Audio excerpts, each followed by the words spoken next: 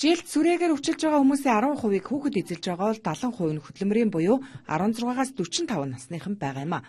Сүрээгийн уршгаар жилдээ 200 хүн амиа алдаж, энэ өвчний улмаас хөдөлмөрийн чадвараа алдсан иргэдийн тоо жил ирэх тусам нэмэгдэж байна. Сүрээ бол дан ганц эмнэлгийн байгууллага эмч мэрэгчлэтнүүдийн хичээл зүтгэлээр ялан дийлэх өвчлөл биш болсон учраас бүх шатанд энэ өвчнөд тэмцэх хэрэгтэй. Тиймээс дүүрэг, аймаг, сумдын хүрээнд анхаарлаа хандуулж сүрээгээ сэргийлэх хянах үйл ажиллагаанд бодлого боловсруулагч шийдвэр гаргагч нарын оролцоог нэмэгдүүлэх, дэмжлэгийг нь сайжруулах нь нэн чухал гэдгийг шийдвэр гаргагч нарын оролцоог нэмэгдүүлээ. Сэдвт сүрээгийн үндэсний сургалт хэлэлцүүлгийн үеэр оролцогчид онцолж байлаа. 2017 онд бол Чингэлтэй дүүрэг эрүүл мэндийг дэмжих жил болгож зарласан. Энэ ажлынхаа хүрээнд манайх сүрээ дээр бол өнгөрсөн оноос эхлээд тусгайлан арга хэмжээ авч ирсэн байна. Солонгосын сүрээгийн нийлэмлэгтэй хамтраад эрт илрүүлэлтийн төсөл хэрэгжүүлсэн.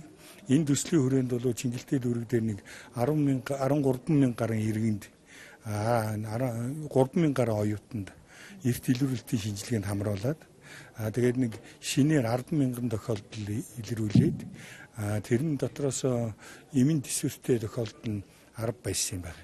Тэгэхээр энэ нь бол одоо манай төсөл хэрэгжсэний үр дүн болсон. Улаанбаатар хотод өөрөө Монгол улсын хүн амын нийт цогны 50% амьдарч байна. Тэгэхээр энд бол одоо сүрээ маань өөрөө гэдэг сүрээ өвч маань энэ бол одоо хил хязгааргүй, орон зай байхгүй ингэж явдаг юм өвч юм. Тийм учраас түрүүний одоо хэлдэг энэ иргэдтэй энэ ажлын байр ядуурлаас гаргаа. Тэгээд асуудлууд нэгэн цогцоор явж байж энэ ганцхан эрүүл мэндийн одоо эмчнэрийн чигдэх юм уу тийм асуудал биш юм байна. Энэ бол бүр өргөн хүрээнд хамарсан юм том ажил болж явагдах хэрэгтэй юм.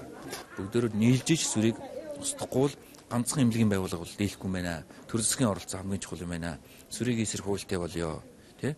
Дээр нь дөрвөөс халдвар хяналтын тогтолцоог сайжруулъя. Байшин барихтаа бид нар шууд барьчаад барилгын комисс төлөөлж өгөх ш. Агааржуулалтын системийг цогцоор нь шийдъя. Механик агааржуулалтыг шийдъя. Тэр байшингийн стандартыг шийдэх ёстой байна. Дээр нь яг уу. Дээр нь одоо тухайн хүн өөрөө сүрээгийн эсрэг тухайн одоо тэмцэж өөрөө халдвар авчдаг. Эмнэлгийн байгууллагын эмч ажилчид байна. За үүнийг бууруулахын тулд өөрийгөө хамгаалах одоо хэрэгслийг нь бол бид нэр яг хангалттай өгөө. Дээр нь хөрөнгөөр шийдэх асуудал байна. Хөрөнгөөс бус шийдэх асуудлыг бол одоо ингэ шийдъя. Ялангуяа өнөөдрийн энэ хоёр өдрийн зөвлөлдөх уулзалт маань ерөнхий төр засгийн шийдвэр гаргагчид нь уламжилъя.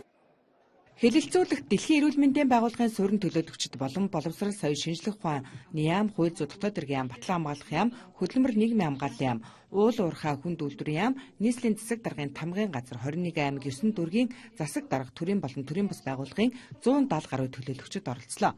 Сүрээ өвчнөд тэмцэхэд нэн тэргуунд эртээ илрүүлж онцлох нь чухал юм. Энэ чиглэлээр ажиллахад ажлын ачаалал их, цалин бага, эрсдэл өндөр зэрэг шалтгаануудаар суралцагчдын тоо бага байдаг. Үүнтэй холбогдуулан эрүүл мэндийн яамнаас сүрээгийн эмчнэрийн цалин 30%-аар нэмэгдүүлэхээр шийдвэрлсэн. Мөн эмчилгээний зардлын 65%-ийг улсын төсвөөс, үлдсэн 30 гаруй хувийг олон улсын төсөл хөтөлбөрөөр санхүүжүүлж байгаа учраас энэ өвчний бүх зардлыг улс хариуцж байгаа гэж хэлж болно. Тиймээс иргэд маань эрт эмнэлэгт хандаж эмчийн зааврыг мөрдөх хэрэгтэй байгааг мэрэгчлэтнүүд санууллаа.